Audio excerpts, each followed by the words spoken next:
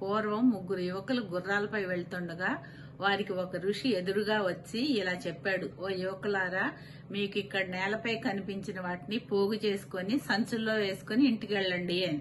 ఆ సంచులను రేపు తెల్లవారుజామున తెరిచి చూస్తే మీకు ఒక మహా అద్భుతం చూస్తారు. ఆ అద్భుతాన్ని చూసిన వెంటనే మీరు సంతోషాతిరేకంతో చిందులు వేయగా మళ్లీ ఆ మరుక్షణమే బోరుని ఏడుస్తారు అని చెప్పాడు.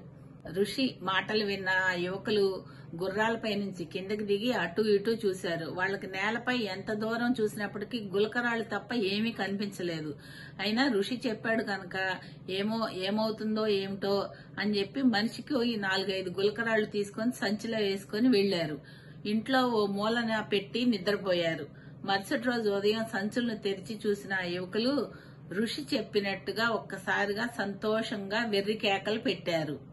అయితే ఆ మరుక్షణమే అయ్యో అని ఏడవసాగారు. ఎందుకంటే వాళ్ళు మూట కట్టుకొచ్చిన గులకరాళ్లన్నీ వజ్రాలైపోయినాయి. ప్రస్తుతం వాళ్ళ ఏడుపు మనిషికి ఒక గోతం రాళ్లన్నా మూట కట్టుకు రాలేకపోయామే అని. చదువు కూడా అంతే. చదువుకునే వయసులో శ్రద్ధగా చదువుకుని వృద్ధిలోకి రావాలి.